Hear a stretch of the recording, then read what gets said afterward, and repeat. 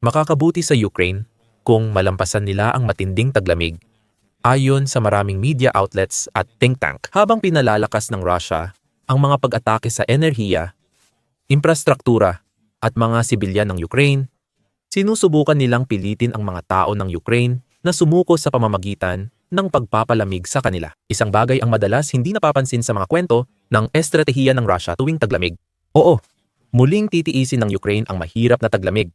Pero baka hindi kayanin ng Russia ang tindi ng lamig. Hindi ito dahil sa malapit ng talunin ng Ukraine ang hukbong Ruso.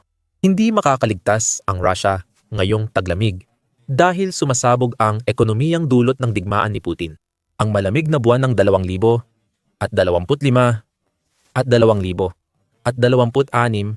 ay magdadala ng hindi inaasahang pagsubok. Bakit? Una sa lahat, sabi ni Andriy Sybiha, Foreign Minister ng Ukraine, hindi na raw nanganganib ang Russia sa recession. Nasa recession na ang ekonomiya ng Russia at mukhang wala pang nakikitang pag-asa. Noong Disyembre 17 sa X, ibinunyag ni Sybiha ang matinding problemang pang-ekonomiya ng Russia. Malaki ang utang ng Russia, kaya dapat panghigpitan ang mga parusa. Ayon kay Sybiha, posibleng hindi na kayanin ng Kremlin ang gastos sa pagpapatuloy ng digmaan. Ayon sa datos, kahit may pagsisikap ang pamahalaan ng Russia laban sa mga parusa, nagsisimula ng dumanas ng matinding problema ang kanilang ekonomiya. Habang pumapasok ito sa recession, binanggit ni Sybiha ang maraming numero para patunayan ang kanyang punto. Iniulat ng Censornet ang ilan sa mga numerong ito na binanggit na sa pagitan ng Enero 2025 at Nobyembre 2025 umabot sa record na 54 bilyon ang deficit sa federal na budget ng Russia at hindi pa ito tapos sa pagtaas. Sa dulo ng taon, posibleng umabot sa 70 bilyon ang deficit. Hindi talaga nakakakuha ng sapat na kita ang Rusya para mabawi ang pera. Kaya malamang, lalong lalaki ang deficit pagpasok ng 2026. Ibig sabihin, iniilulubog ni Putin ang bansa sa utang na maaaring tumagal ng mga taon bago makabawi. Ang sitwasyon ng deficit ay naaapektuhan din ang Rusya sa antas ng mga rehiyon. Noong 2024 may kolektibong surplus na 12 bilyon ang mga rehiyon ng Rusya. Ngayon, nagbago na ang sitwasyon at ang mga rehiyong ito ay may pinagsamang deficit na 15 bilyon ayon kay Sybiha. Sabi pa ni Sybiha, kung akala ni Putin na pansamantalang problema lang ito na malulutas ng buwis ng Rusya sa kita sa langis, dapat niyang pag-isipan muli. Bumagsak ng 34% ang kita ng Rusya mula langis at gas noong Nobyembre 2025 kumpara sa Nobyembre 2024. Dahil dito, nabawasan ng 35 bilyon ang budget ng Rusya.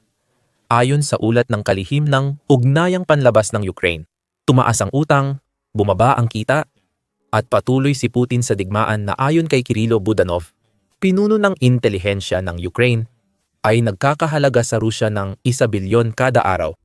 Maraming makakapagsabi na recipe ito para sa pinansyal na kapahamakan. Pero tila di alam ni Putin kung gaano kalalim ang problemang pinasok ng kanyang bansa. Nagbubulag-bulagan siya kahit may mga taga-Rusya nang nagbabala kay Putin tungkol sa epekto ng kanyang mga polisiya sa ekonomiya. Ilang buwan bago ito, sinabi ni Sybiha na naranasan na ng Rusya ang pinakamasamang kalagayan. Noong Hunyo, nagsalita ang ministro ng pagpapaunlad ng ekonomiya ng Rusya, Maxim Reshetnikov, sa taunang St. Petersburg Economic Conference. Nagbigay siya ng matinding babala sa kanyang talumpati at sinabi, ipinapakita ng mga numero na lumalamig na ang ekonomiya ng Rusya. Base sa kasalukuyang pananaw ng mga negosyante, halos nasa bingit na ng resesyon ang Rusya. Sumang-ayon ang Bangko Sentral ng Rusya, binanggit na bumaba ang gross domestic product ng Rusya noong 2025. Hindi pinakinggan ni Putin. Matapang na kinontra ng leader ng Rusya ang mga itinalaga niyang eksperto sa ekonomiya tungkol sa pamamahala ng pananalapi ng bansa. Noong Setyembre, ilang buwan matapos magsalita si Reshetnikov, itinanggi na ni Putin. Ayon sa Reuters, sinabi ni Putin noong buwang iyon na hindi tumitigil ang ekonomiya ng Rusya kahit sinasabi ng ulat ng Central Bank ang kabaligtaran. Sabi ng Reuters, normal ang 18 na interest rates at kailangan ito laban sa mataas na inflasyon. Sabi ni Putin, noon ay tila hindi niya ito napansin bilang pinuno ng Russia ang mataas na gastos sa utang at pagtaas ng halaga ng pamumuhay ay hindi palatandaan ng maayos na ekonomiya. Kapag tinamaan ng implasyon ng ekonomiya, mahirap magplano kahit sa loob ng 10 araw o mga susunod na taon. Kaya walang mabuting mangyayari. Sinabi ni Putin noong Setyembre na tama siya. Ngunit malinaw na hindi nakakatulong ang mataas na interest rate sa problema ng Russia. Ibig sabihin nito, hindi pinapansin ni Putin ang mga totoong problema sa likod ng mga pangyayari na siyang nagtulak sa kanyang bansa sa matinding paghina ng ekonomiya.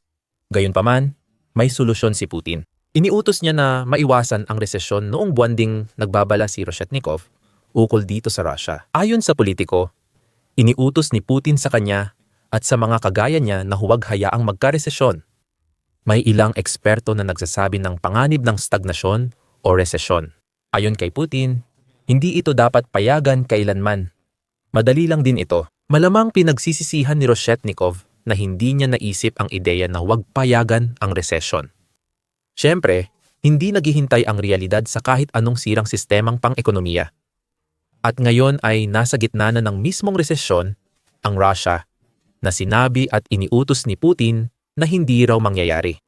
Alam ni Putin ang katotohanan iyan, kahit magkunwari siyang hindi siya apektado habang nagsasalita tayo ngayon. Ayon kay Sabir, tinutugunan ng Kremlin ang problemang pang-ekonomiya dulot ng focus ni Putin sa digmaan sa pamamagitan ng pagpapabigat pa sa pasanin ng mga karaniwang Ruso na hirap na sa taas ng gastusin at interes. Napilitan ang Moscow magtaas ng buwis, kabilang ang value-added tax at bawas subsidiya sa small and medium enterprises na nagdudulot ng higit pang pag-urong ng ekonomiya at pagtatago ng korupsyon.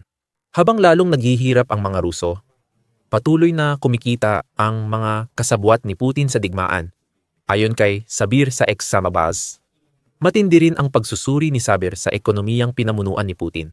Dati niyang inangkin ang kredito sa pagsasaayos, ngunit dahil sa pagtanggi ni Putin na itigil ang agresyon laban sa Ukraine, dinadala niya ang Russia na dating masigla at may tumataas na pamumuhay sa matinding pag-urong.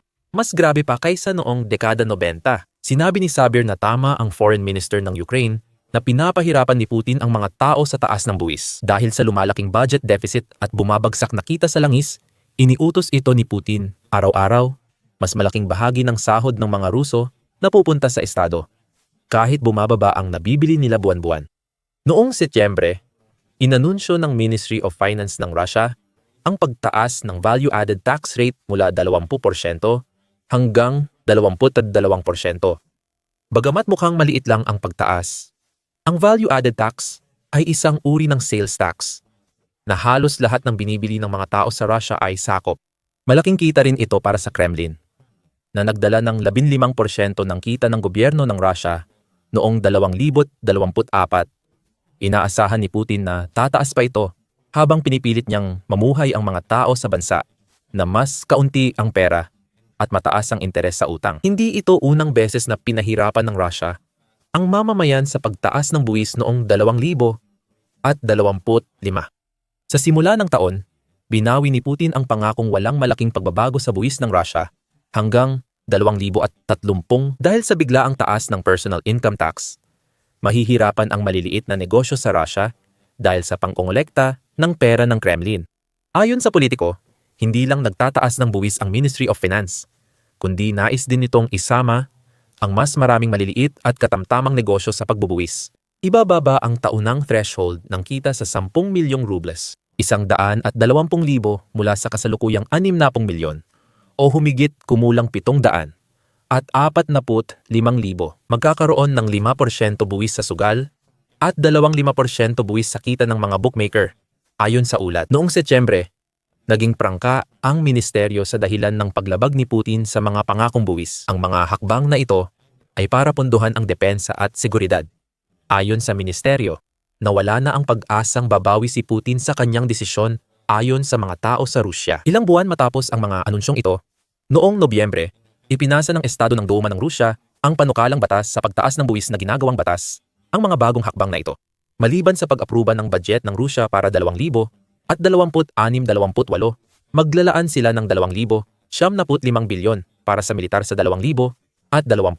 Kaya tila walang katapusan ang mga problemang pang-ekonomiya ng mga Ruso. Maliban kung may makumbinsi si Putin na tapusin ang digmaan, hindi pa sapat ang pagbagsak ng ekonomiya ng bansa para gawin niya ito.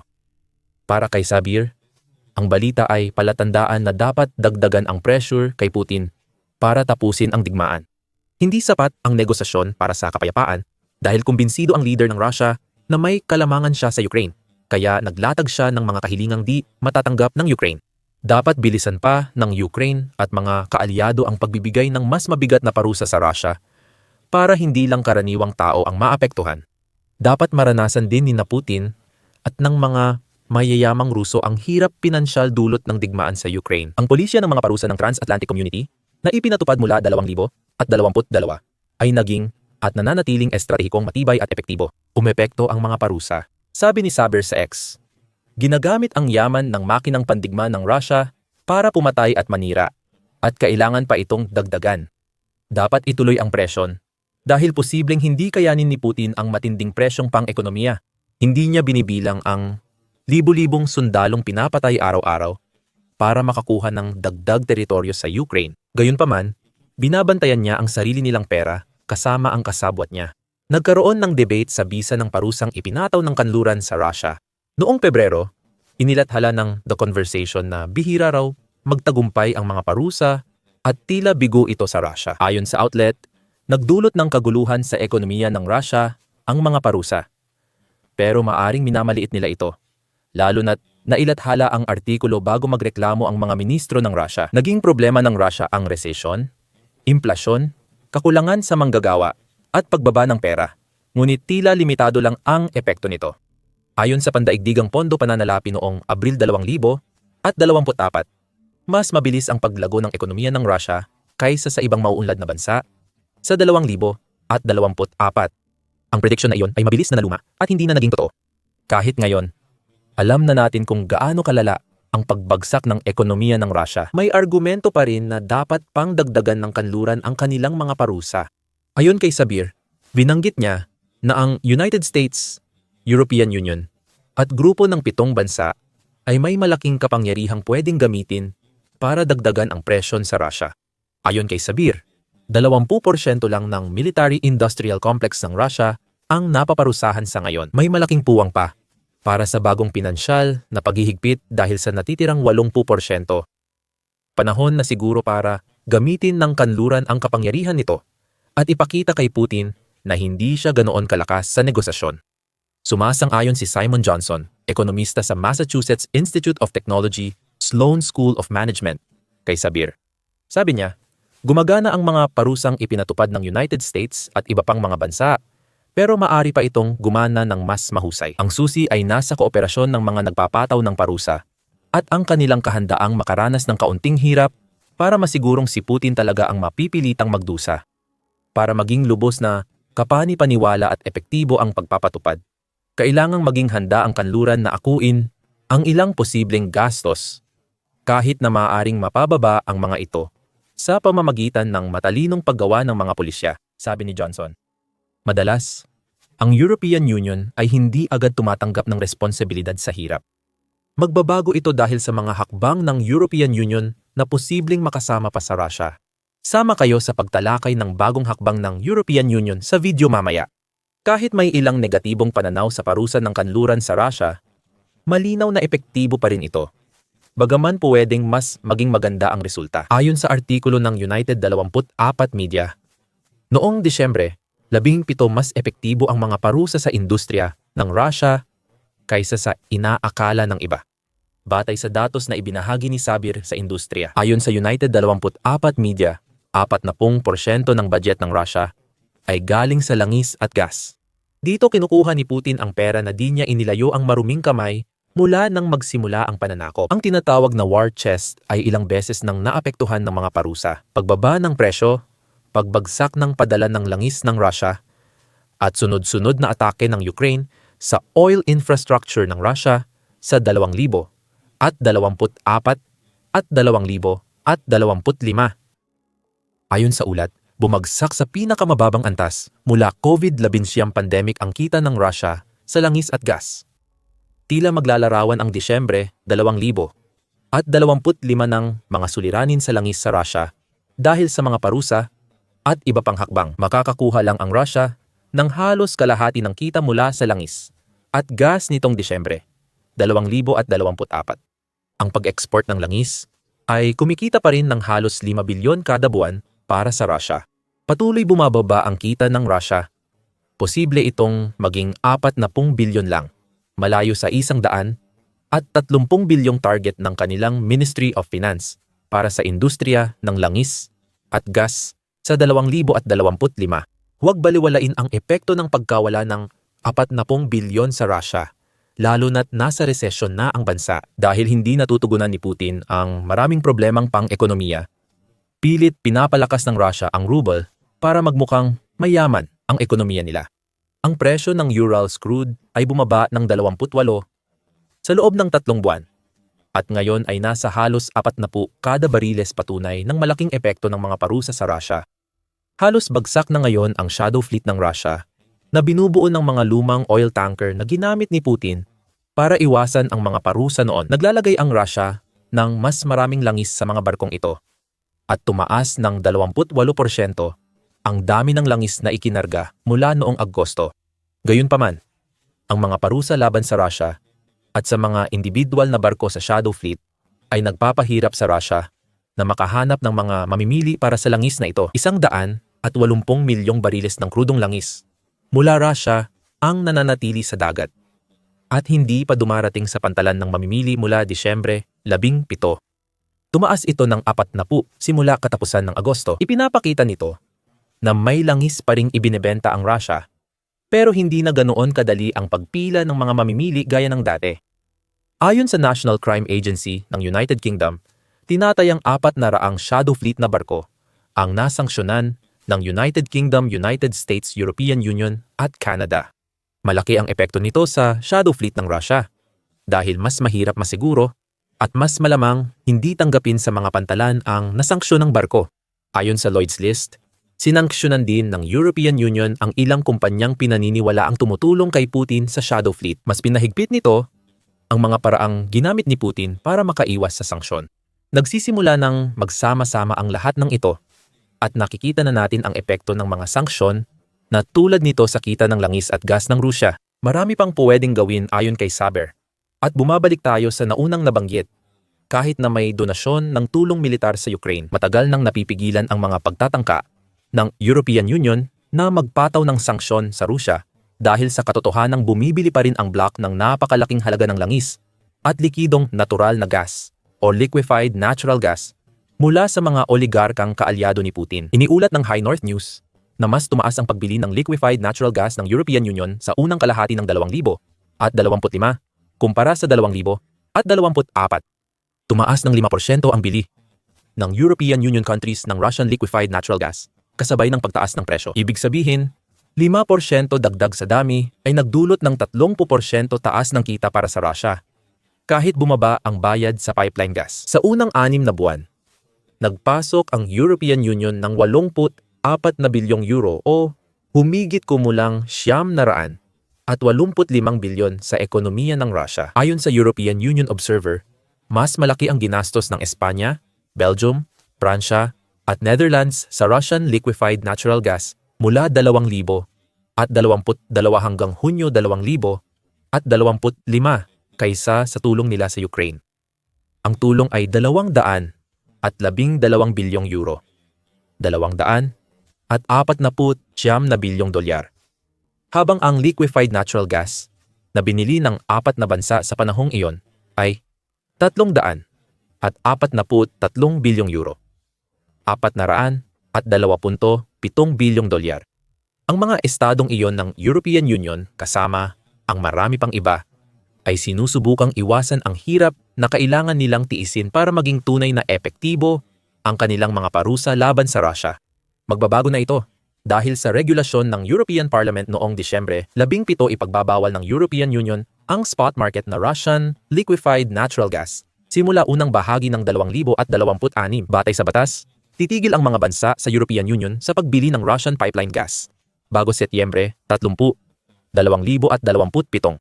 Naipasa ang batas sa botong 500 pabor, 120 tutol, at 32 abstain. Natitira na lang ang formalisasyon ng pagbabawal sa pag-endorso ng European Council na siguradong mangyayari. Tinutugunan ng European Union ang pagdepende nito sa langis ng Russia Alinsunod sa batas na ipinasa noong Disyembre 17, nangako ang European Commission na magpapasa ng mga batas laban sa pagbili ng langis at produktong langis mula Russia. Dapat maipasa ang batas na iyon sa European Union bago 2026. Dapat tiyakin na ang anumang ipapanukalang pagbabawal ay magsisimula bago matapos ang 2027. Sa wakas, mukhang nagising na ang European Union sa sarili nitong dobleng pamantayan. Maaaring ang pagbabawal sa pag-aangkat ng Russian liquefied natural gas at susunod na pagbabawal sa langis ang magwakas sa mga ambisyon ni Putin sa digmaan sa Ukraine. Hindi naman walang hanggan ang pondo ng digmaan ng Russia. Nauubos na ito, kaya't pumasok na ang bansa sa recession. Nahaharap ito sa napakalaking utang at hindi sapat ang kinikita nito para makabawi. Tiyak na magdudulot ng pinsala ang taglamig sa Russia, lalo pang titindi ang hirap sa susunod na buwan, habang tumataas ang pressure sa ekonomiya ng Russia na nasa sukdulan na. Lalo pang lalala ang sitwasyon ng Russia kung matutuloy ang plano ng European Union na gamitin ang mga nakapirming ari-arian nito. Iminungkahing pautang para maibsan ang pinansyal na problema ng Ukraine habang lumalala ang suliranin ng Russia. Alamin ang tungkol sa bagong plano at epekto nito sa digmaan sa aming video. Kung nagustuhan mo ang video, huwag kalimutang mag-subscribe sa The Military Show para sa updates sa bumabagsak na ekonomiya ng Russia. Salamat sa panonood.